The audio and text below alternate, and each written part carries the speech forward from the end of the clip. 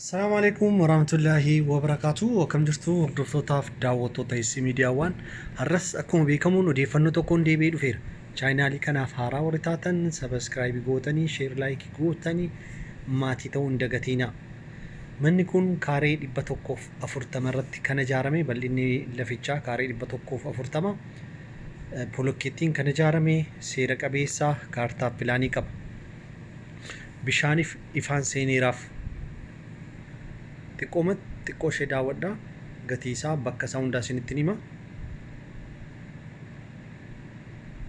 Yeroo maragaa bilbila keenya yogguunuu bilbiltan bilbilli keenya jalqaba duwwaa 9 duwwaa 83 nuuf kooshaa duwwaa 9 duwwaa 83 610 karaa tola WhatsApp yookiin Telegraamiin argamna.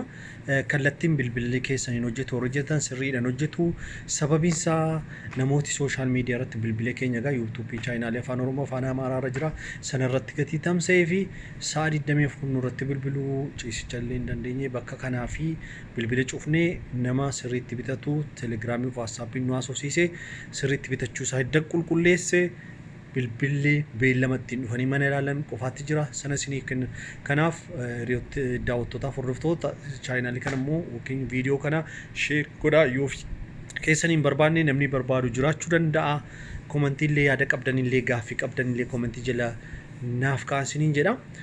Manni kun egaa gatiin isaa miliyoona 1.4 kan argamu magaalaa Jimmaa naannoo Abbaa Samad Safar bakka jedhamu ganda duwwaa 3 keessatti.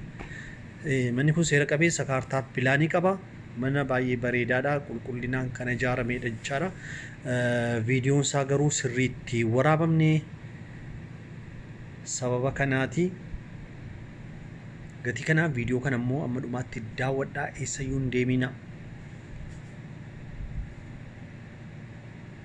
Akkuma isinitti egaa lakkoofsi bilbila keenyaa duwwaa 9 duwwaa 83 610 gaaffii qabdan waan biyya keessaa isinii gaafachuu barbaannu immoo komentii jalatti nu gaafadhaa. Konkolaataa viidiyoo kana yeroo darbee dhiyeessillee dhaggeeffadhaa. Konkolaataa liqiidhaan bitamu illee odeeffannoo isaa isiniif dabarseera.